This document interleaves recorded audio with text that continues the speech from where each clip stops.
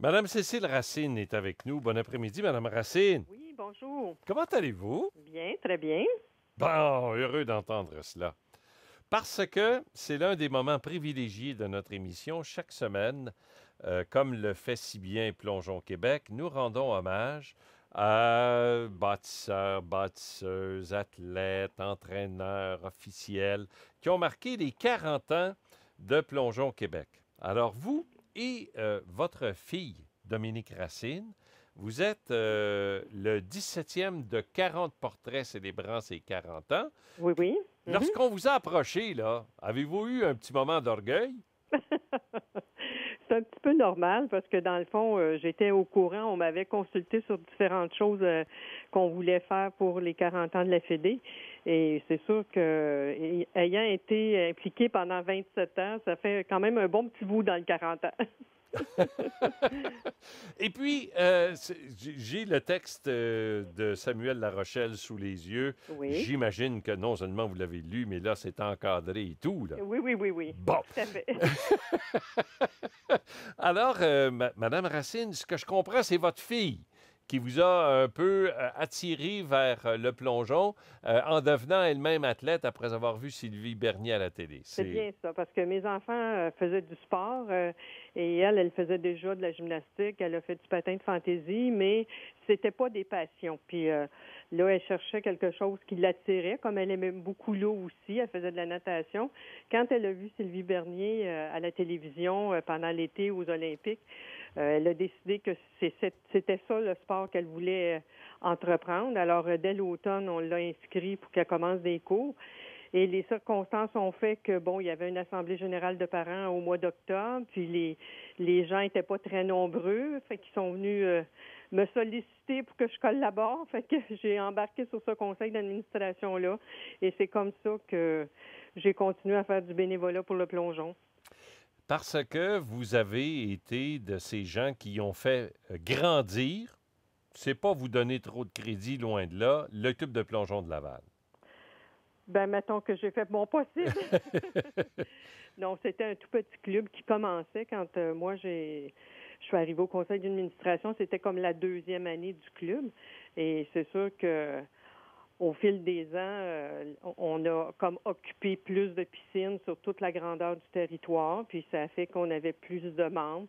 Et plus de membres amènent plus de performances aussi à un moment donné, là. Fait que c'est un petit peu normal, là. Vous savez que j'ai le bonheur de commenter les épreuves de plongeon à la télé de Radio-Canada aux Oui, Jeux oui. olympiques à gauche, Mhm. à droite depuis 1999. Ce fut pour moi, et ça reste encore un peu bonheur, n'est-ce pas, de voir ces beaux athlètes. Mais chaque fois, l'organisation m'impressionne autant que le rendement des athlètes. Il y a, et je vous avoue, j'ai un peu fait le tour du jardin de l'organisation sportive, là, depuis, quoi, presque 40 ans que je consacre à cela. Je dis presque 40 ans, c'est qu'en réfléchissant, ça en fait 47 des années consacrées, n'est-ce pas, à m'intéresser à l'organisation du sport. Et il y a tout un côté famille qu'on ne retrouve pas nécessairement ailleurs. Au soccer, mineur probablement, mais il y a tout un côté famille de Plongeon Québec. Est-ce que vous avez l'impression, vous, encore aujourd'hui, de faire partie de la grande famille des plongeurs et plongeuses? Bien, c'est sûr que ayant été là pendant plusieurs années, moi, j'ai vu des jeunes qui ont commencé en 8 ans, 9 ans, 10 ans, dont j'ai connu les parents, souvent qui étaient impliqués soit comme bénévoles au niveau officiel ou sur des conseils d'administration. Maintenant, ces jeunes ont grandi, ils sont devenus des entraîneurs que je reconnais encore. Souvent, ces entraîneurs-là ont même des enfants qui ont commencé à plonger. Alors, c'est sûr que, étant pas une discipline aussi nombreuses au niveau des membres que, par exemple, justement, le soccer ou le hockey. Ça fait plus une impression d'avoir des liens, de connaître tout le monde. Puis c'est sûr que la fédération souligne, par exemple, quand un entraîneur a un enfant, bon, c'est sur le site de la fédération. Si quelqu'un décède, on le sait aussi. C'est un petit milieu où tous les entraîneurs se connaissent, les parents de ces entraîneurs-là se connaissent. Alors, c'est vraiment familial, oui. Ça, pour ça, vous avez entièrement raison. Et puis, il y a énormément de succès. On est chauvin. On a le droit d'être un peu chauvin quand les nôtres réussissent aussi bien. On connaît l'importance qu'occupe la province de Québec, nos plongeurs et Oui, plongeuses du oui. Québec au sein de la Fédération nationale. J'ai sous les yeux, comme je le disais tantôt, le texte de Samuel. Vous avez amené ce club de Laval quand même à la 3e position au Canada. Il y a eu beaucoup d'efforts là, qui ont été dépensés pour tout cela. Bien, c'est sûr qu'il faut aller chercher des bons entraîneurs qui vont être capables d'amener les athlètes à faire de la performance. Puis, il faut aussi faire beaucoup de formation.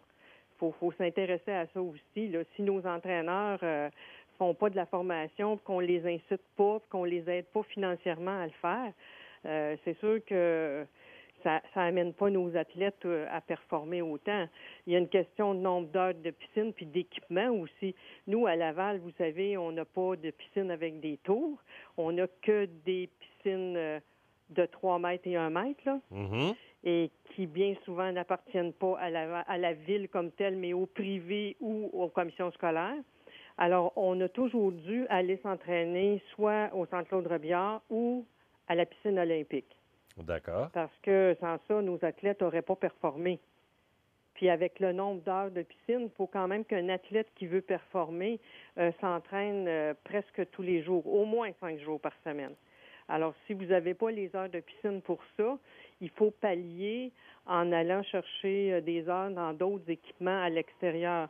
Alors, moi, aussi loin que je me souvienne, les athlètes à Laval allaient toujours soit le samedi matin et un autre soir dans la semaine, soit au Centre Claude-Robillard ou à la piscine olympique, ce qui demandait quand même aux parents des frais supplémentaires et du transport, du temps, là. Il faut vraiment vouloir pour arriver à des performances. Et là, vous avez décidé, depuis 1998, votre fille et vous, votre fille Dominique et vous, Cécile Racine, de fonder un nouveau club de plongeon qui s'appelle le Club de plongeon L'Envol, qui a pris son envol, pour faire un jeu de mots facile, maintenant à Blainville. C'est ça, exactement. On a été quand même un certain nombre d'années à Laval. On était au Cégep Montmorency, qui est une entité privée. Ça fonctionnait très, très bien. Ce qui est arrivé, c'est que Blainville, avec les Jeux du Québec il y a 2 ans, avait des nouveaux équipements et eux cherchaient un club et étaient intéressés à avoir un club sans nécessairement en fonder un nouveau. Alors, quand on a vu ça, ça nous ouvrait quand même des meilleurs équipements, vu qu'eux ont des tours, et ça nous ouvrait des heures tous les jours de la semaine. C'est pour ça qu'on les a approchés, puis ça a été réciproque dans le fond. Eux étaient contents de nous avoir, puis nous, on était contents de s'en aller là pour avoir mieux comme heures et équipements, là.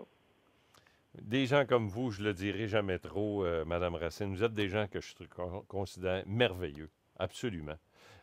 Sans vous, il n'y en a pas de sport. C'est aussi simple que cela. Il n'y a pas d'Alexandre Despatie, il n'y a tout simplement pas de sport, et ça, que ce soit... C'est tout sport confondu. Ça part du hockey mineur, en passant par le soccer mineur, par le golf. Sans des gens comme vous, la pratique du sport, ça devient presque impossible.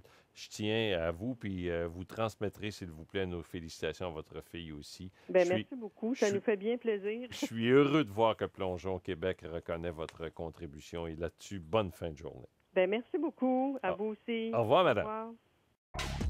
Vous écoutez Sport Extra au 156 sur Sirius, une radio branchée sur le sport, avec une équipe d'animateurs et de chroniqueurs passionnés. Toute l'actualité sportive sur Sport Extra, la radio des sports de Radio-Canada.